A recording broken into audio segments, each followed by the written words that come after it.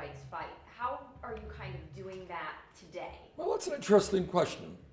Obviously, this fight is broader than just racial justice, although it is an important part of this campaign. What this campaign is about is social and economic justice. What it is saying is there's something profoundly wrong in this country when people all over America in the middle class are working longer hours for low wages, scared to death about the future of their kids, while almost all new income and wealth is going to the top 1%. That is a rigged economy. And tied into that rigged economy is a corrupt campaign finance system. You can be conservative, you can be progressive, but very few people believe that billionaires should be able to spend hundreds of millions of dollars to buy elections. So I think what this campaign is about is trying to bring economic justice to this country. If you work 40 hours a week, you should not be living in poverty. Not all, almost all new wealth and income should go to the top 1%. Is it financially feasible to offer a higher minimum wage, free tuition? Is that financially feasible for this country? Absolutely. This is what you have to put into context. Do you know what's happened in the last 30 years in this country? You want to talk about feasible? This is what's happened. Trillions of dollars have left the hands of working families and the middle class and have gone to the top 0.1%. Is that feasible? See, we don't talk about it in that context. Middle class is shrinking. Percentage of wealth owned by the top 0.1% has doubled. Is that feasible? Is that just? Is that sustainable? The answer is no. Now I get criticized a lot because I say, well, you know what? Maybe we should shift some of that wealth and income back into the hands of the middle class and working families. And that is what I believe, and that's what we're trying to do. In terms of making public colleges and universities tuition free, it's not a radical idea. It exists in Germany, it exists in Scandinavia, it exists in countries all over the world. How are we going to pay for it? We're going to impose a tax on Wall Street speculation.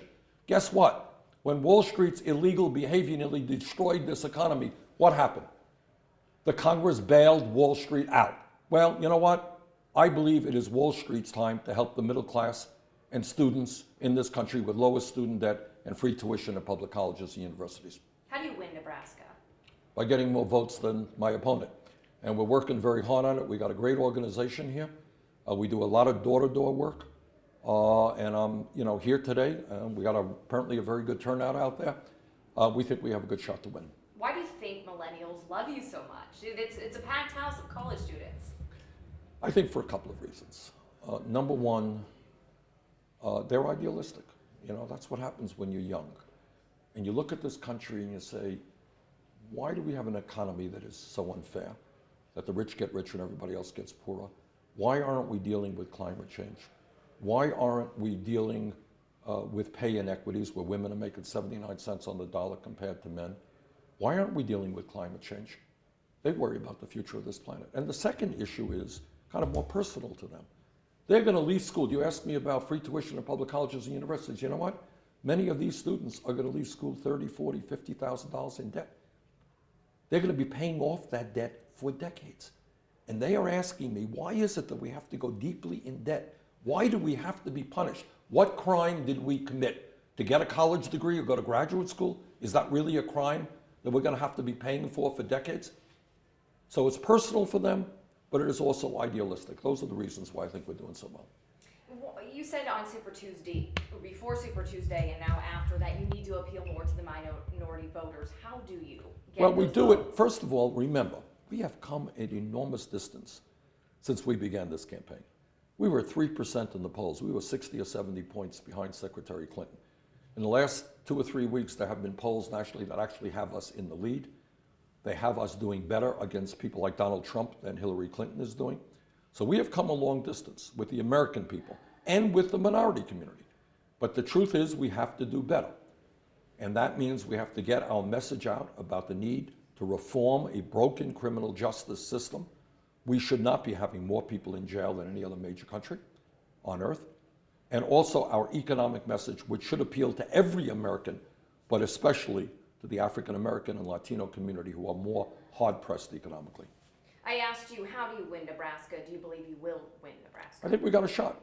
And what I say in every election, and I think it's born truth, is if there is a large voter turnout, there was a record-breaking voter turnout in Colorado, and in Minnesota, we won those states by, I don't know, 19 or 20 points, landslide victories. In Nebraska, the turnout, not in Nevada, the turnout was not great, and we lost by 5 points. So I think if there is a large turnout here in Nebraska, yeah, I do think we'll win. If the turnout is small, we'll be struggling. Last question, why Simone Sanders as your press secretary? She's in Omaha, and we're from Yes, Omaha, so I know. I had to ask, why Simone? Well, no, but, you know, she interviewed for the job, and she impressed us. She has done a great job for us, and I think she's going to be here tomorrow in Omaha. But she got the job because of her qualifications. Do you think she's all into the Black Lives Matter, very strong push for young people, young women, minorities? Do you think that's what your campaign needs? Well, we have a great staff. I mean, Simone is one of many, many people. We have a great group of young Latinos. We have a great group of young African Americans who are out working day and night. But Simone is doing a great job. And of course, the other reason I hired her, her last name was Sanders. Awesome. Well, thank you very much.